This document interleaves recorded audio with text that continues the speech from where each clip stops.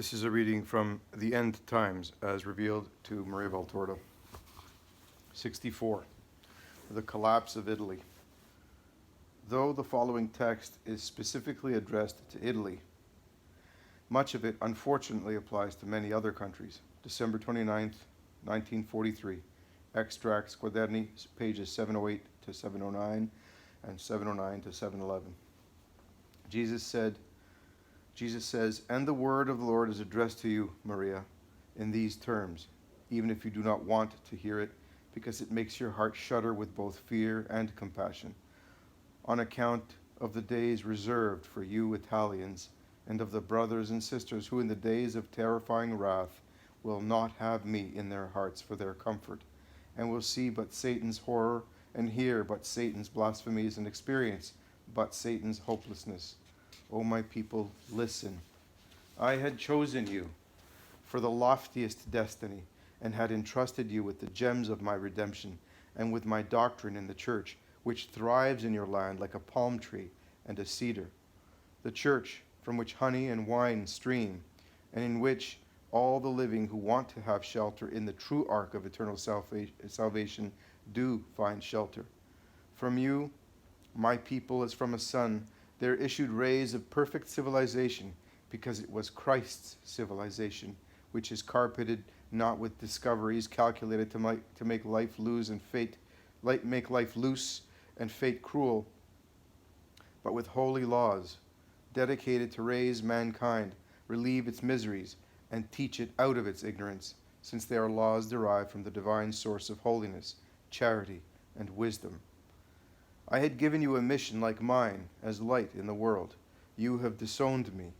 New Jerusalem, you have betrayed Christ and acted cruelly against his saints and his prophets, and you are getting ready to act even more cruelly. You have tolerated the cross and the churches as art forms and as means to achieve your neo-pagan purposes. You have rejected the food in order to fill up your hearts with mud.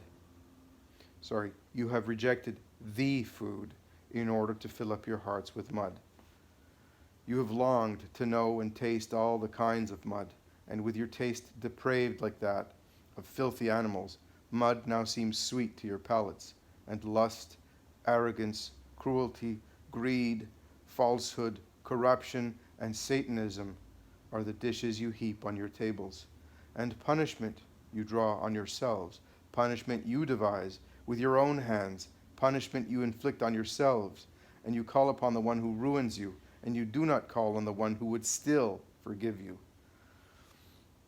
I have acted mercifully with you once more and yet again, and I warned you not to turn this mercy of mine into new harm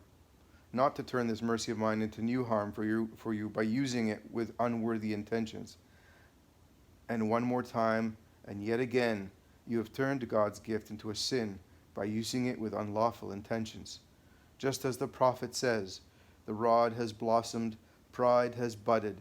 I had given you an olive shoot so that you would grow it, and it would become for you a leafy branch of justice and peace. I cautioned you that the ground had to be cleared of error for my holy shoot, not to run wild from an impure contact, and not to germinate in boughs and fruit of greater guilt. But you did not listen to the Lord, who as Father and Master was giving you advice, and the bloom became poison, and pride brought forth crime, and another crime will follow, and yet another. For that reason I tell you, not one of you will be tearless. Both property owner and the destitute will weep, because owners will lose their property, and the destitute no longer will find someone to clothe them. Hunger, fury of war, and pestilence will fasten your bodies with their ropes, and hopelessness and terror will clasp your blind souls. Yes, you will be like the blind, walking in the darkness, full of hideousness and wreckage, knowing that every step you take can lead you to betrayal and death. You will walk as on ground shaken by a tremendous earthquake. Indeed, the earth quakes under your steps, because, though it is but a planet, it is more of a child of the Creator than you are. And it sees God's angry face staring at this land, the same as when you looked at his children deserving the flood and the fire. And it begins to quake deep down for fear of his punishment. Material and intellectual values have been thrown into confusion and stripped of their just essence. Knowledge has become a hindrance instead of a help. Even the holy knowledge of God has become a condemnation, because although you know it, you disown it. Light and word stop in your throats and cannot go down and enlighten and feed your spirits, because the nooses of your wicked passions prevents you from taking them in. As you see the collapse of the idols of mud you had set up in the place of the true God, you will realize you had adored rubbish, and you will no longer have faith, no longer faith in anything, either in truth or in falsehood. And as punishment for the deniers, the faithless, they will be run over by those who hate the Christ of Rome, by the wicked of the earth, by those closer and closer to Satan, by those destroying the cross, not so much on church domes as within hearts that still bear a trace of my sign. 65. Against the grave heresy. Jesus deals with a heresy engineered by one of the greatest sons of Satan in the period of the forerunners of the Antichrist. Then, Jesus powerfully exhorts us all to follow the truth. After the dictation, we quote Valtorta's comment on the heresy, which she wrote down on a loose sheet. We do not know if that was her own interpretation or an interpretation based on her voices, as for instance in End Times, page 123. Jesus himself was not that specific in the dictation. The heresiarch could be someone else. January 17th to 18th, 1944. Complete dictation, Quaderni 44, pages 77 to 83. St. Paul to the Colossians, chapters 2 and 3. Jesus says, "Listen, this dictation is less for you and many like you, Maria, than it is part of the group of the 7 dictations. When someone has begun to unhinge a system, it is not wrong to go on hitting with a battering ram. And this form of thinking is a system of steel. One must persevere to overcome.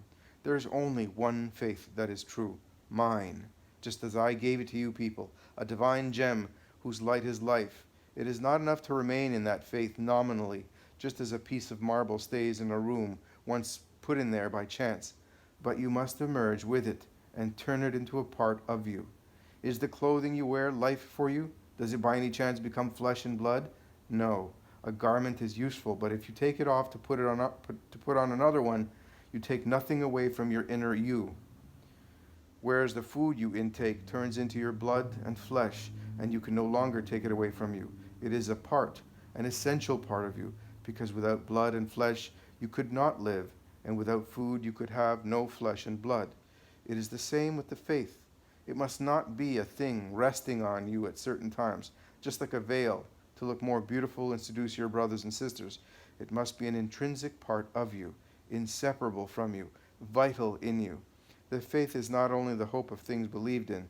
The faith is the reality of life, the life which starts here, in this pipe dream of human life, and which is fulfilled in the hereafter, in that eternal life waiting for you. Nowadays, a grave heresy is taking place, a heresy sacrilegious to the highest degree, a heresy by the son of Satan, by one of his sons. I could say this was one of Satan's, I could say this one is one of Satan's greatest sons, not the greatest in the past, who Judas was, not the greatest to come, who the Antichrist will be, but one of those living nowadays for the chastisement of mankind. For mankind has worshipped itself, not God, thus dealing itself death through itself, whereas I, God, had given mankind life by my death. Meditate that difference. This son of Satan proclaims a new faith, which is a tragic, sacrilegious, cursed caricature of my faith. A new gospel is being proclaimed. A new church is being founded. A new altar is being set up. A new cross is being raised. A new sacrifice is being celebrated. A gospel, church, altar, cross, sacrifice of man, not of God. There's only one gospel, mine. There's only one church, mine, Catholic, of Rome. There's only one altar, the one consecrated with oil, water, and wine, the one founded on the bones of a martyr and of a saint of God. There's only one cross, mine, the one from which the body of the Son of God, Jesus Christ, hangs, the one which repeats the shape of the wood I carried with infinite love and with such toil up to the top of Calvary. There are no other crosses. There can be other signs, hieroglyphics like those sculpted in the Pharaoh's hypogea or onto the Aztec steles, signs, nothing more than human or satanic signs, but not crosses, not the symbol of a whole poem of love, of redemption, of victory over all the forces of evil, whatever they may be. From Moses' time until now, and from now on until Judgment Day, there will be one cross, the one like mine, the one that first bore the snake, symbol of eternal life, the one that bore me, the one I shall bring with me when I appear to you as judge and king, to judge everyone. You, O my blessed believers in my sign and in my name, and you, cursed paradists and sacrilegious people who have thrown down from temples, states, and consciences my sign and my name, and substituted your satanic initials and your names of satanic individuals. There is only one sacrifice, the one which mystically repeats mine, and in the bread and wine gives you my body and my blood immolated for you. There is no other body, no other blood that can replace the great victim. Yet you immolate blood and bodies, you savage sacrificers of those under you, those whom you control. Yes, you have turned them into bodies of galley slaves. You have marked them with your sign as though they were animals to be slaughtered. You have made them unable even to think, because you have robbed, forbidden, struck this human sovereignty over brutes, and you have turned intelligent beings into a huge herd of brutes over whom you wave the whip and whom you threaten with death, even if they dare, only within themselves, to judge you. And this blood and these bodies which you immolate do not celebrate the sacrifice, do not replace it, do not serve for it. My sacrifice obtains graces and blessings for you. Yours obtains eternal condemnations and curses for you. I hear and see the groans and tortures of the oppressed, whom you butcher in soul and mind, even more than in body. Not one of your subjects is safe from your knife, which deprives them of freedom, of peace, of serenity, of faith, and which turns them into moral idiots, scared, despairing rebels. I hear and see the death rattles of the slain and the blood that wets your altar. Poor blood, for which I have compassion beyond every measure, and for which I forgive even error, because men have already become punishments against it, and God does not act ferociously where there has already been atonement. But I swear to you that I will turn that blood and those groans into your eternal punishment. You shall eat, bring up, and vomit blood. You shall drown in it. Your souls shall be stunned by those death rattles and groans until you go crazy, and you shall be haunted by millions of ghostly faces which will shout to you your millions of crimes and will curse you. This is what you shall find where your Father is awaiting you, the King of lies and cruelty. And where among you is the pontiff, the priest, to celebrate the rite? You are executioners, not priests. That is not an altar. It is a scaffold. That is not a sacrifice. It is a blasphemy. It is not a faith. It is a sacrilege. Climb down, O cursed men, before I crush you with horrible deaths. Die, at least the death of brutes that withdraw into their dens to die, full up with prey. Do not wait on your pedestals of infernal gods for me to hand you over to suffering. No, not of the spirit, but of your beastly bodies, and to make you die amid the scorn of the masses and the abuse of today's ill-treated. There is a limit, I am reminding you, and there is no mercy for those who ape God and become like Lucifer. And you, O nations, be strong in truth and justice. Human philosophies and human doctrines are all defiled with dross. Today's are stuffed with poison. Nobody plays with poisonous snakes. The time comes when the snake snaps out of its bewilderment and deals you the deadly bite. Do not let yourselves be poisoned. Remain united with me. In me there is peace, justice, and love. Do not seek other doctrines. Live the gospel. You will be happy. Live on me, in me. You will not experience the great bodily joys. I do not give those. I give the true joys, which are not only the flesh's delight, but also that of the spirit. The honest, blessed, holy joys which I have granted and ratified, those which I did not decline to have a share in. Family, children, and honest well-being, a thriving and peaceful homeland, genuine harmony with your brothers and sisters and with the nations. That is what I call holy and what I bless. In that you also find health, because family life, honestly lived, gives the body wholesomeness. In that you have serenity, because business and professions, honestly carried out, give peace of mind. In that you have peace and prosperity of homeland and hometown, because as you live in good harmony with your fellow villagers and the neighboring peoples, you avoid grudges and wars. In your blood, Satan's poison is fermenting. I know, my poor children, but I have given you myself as an antidote. I have taught you to engrave on you and within you my sign, which crushes Satan. Circumcise your spirits with me, a much loftier and much more perfect circumcision. Yes, it takes away from your flesh those cells in which the deadly germs lie concealed, and inserts into you the life which I am. Yes, it strips you of animality and clothes you with Christ. Yes, it buries you as children of the guilty Adam, and you too are guilty due to original sin and your own sins. Yes, it buries you in the baptism and confession of Christ, and revives you as children of the Most High. Do not part from me. Oh, I really will bring you to the heavens if you remain part of me. But since you are not wholly heaven, and some of earth's mud always remains in you, here goes. I even promise to you that you will not lack the Father's blessing, even on this mire of yours, for the Father will be able only to bless his Son. And if you remain in me, and if you pray with me, saying, Our Father, just as I have taught you, my power will overshadow you so much that the Father will give you both the kingdom of the heavens as asked for in the first part, and the daily bread and the forgiveness of sins as asked for in the second. If you remain in me, like babies in a mother's womb, our Father will be able to see only the garment clothing you, me, your Redeemer, the one begetting you for heaven, his Son, and he will shower you his graces onto his Son, the object of all his delights, for whom he created, besides all things, also forgiveness and glory for his Son's joy, who wants you to be forgiven and glorious. I have destroyed the death of each one of you by my death. I have annihilated your sins by my blood. I have offset them before you. I have offset them for you beforehand. I have made everything powerless to harm you in the future life of each one of you by nailing your evil from Adam to every individual among you onto my cross. I can say that I consumed all the poison of the world when I sucked the sponge soaked in gall and vinegar on Golgotha, and that I restored that evil into good for you, because dying from it, I distilled it, and I turned death's brew into water of life, which sprang from my rent chest.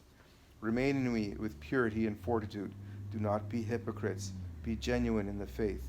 It is not outward practices that constitutes faith and love. The sacrilegious too practice outwardly, and doing so to take you in and get human glory. You must not be like that. Remember, as I generated you for the life of grace to which you had died, so I raised you with me to life everlasting. Accordingly, gaze at that place of life. Seek all things that are currency for you to enter it, all things of the Spirit, faith, hope, charity, the other virtues which turn people into children of God.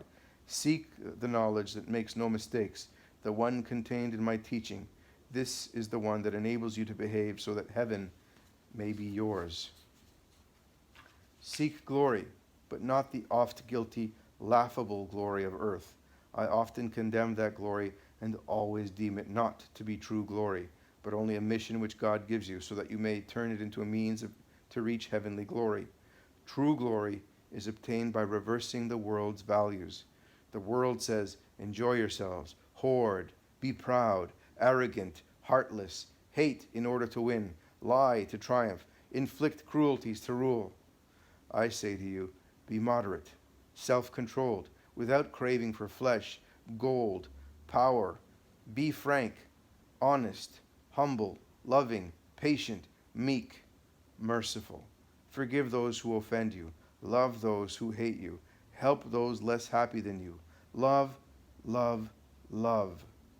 In truth, I tell you that not one act of love will go unrewarded, even if it is very small, like a sigh of compassion for one who suffers. It will receive in heaven an infinite reward, and even on earth a great reward, not understandable except by the one experiencing it. That is the reward of Christ's peace for all my people, for all my good people, of the word's brightness, for the best in whom I come to find my comfort. My dear children, whom I love with a love much greater than all the hatred that flows like an infernal fluid on earth, love me in your turn. Whatever you do or say, do it in the name of your Jesus, thus giving thanks through him to God, your Father. And the grace of the Lord shall remain over you as a shield on earth and as a sure halo for heaven. Maria Valtorta comments on the deadly heresy. That speech by the heresiarch was given about 8 days ago, around the 10th or 11th of the current month. In it, it was claimed, after various other things, that priests are not necessary, either to God or to souls, because they are money grubbers and so on and so forth, bent upon nothing but advancement in their profession, and so on and so forth. That when the war, World War II, is over, of course, with Germany's victory, a new religion will be set up, new real temples will be opened, and there the believers of the new faith will go and see the consummation of the sacrifice, during which there will be brought the bread given to the German people and the blood of the same. Words and promises uttered by Hitler to his citizens.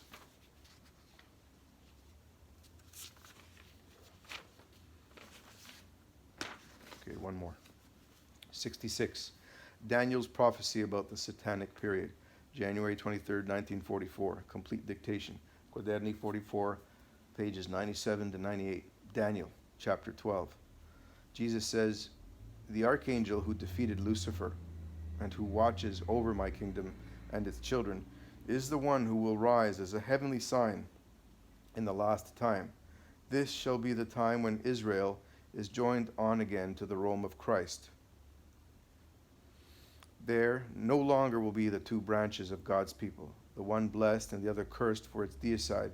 There shall be only one tree trunk known as of Christ, because it will be alive in me.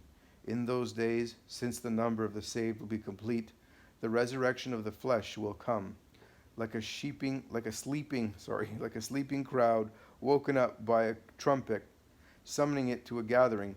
The dead, lying in the countless graveyards, in the deserts, in the seas, wherever human remains are lying, will rise to come to me, the supreme judge.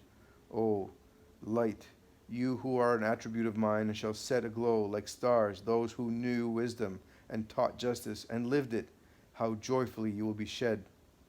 How joyfully you will shed that day on my blessed. The last time of 3 years and 6 months will be more awful than what mankind ever experienced. Satan shall be inflamed with utmost spite, because even the split between the two branches of God's people will be over, and with it the cause of so many material, moral, and spiritual evils. Satan, through his Son, shall use his absolute, ultimate wiles to harm, ruin, kill Christ within hearts, and kill hearts belonging to Christ. The wise will understand Satan's pitfall, Satan's countless pitfalls, because whoever possesses true wisdom is enlightened, and by their faithfulness to grace they shall become pure and tried like fire, worthy of being chosen for heaven. The godless will follow evil and will do evil, unable as they are to understand good, because of their own free wills. They shall have filled their hearts with evil.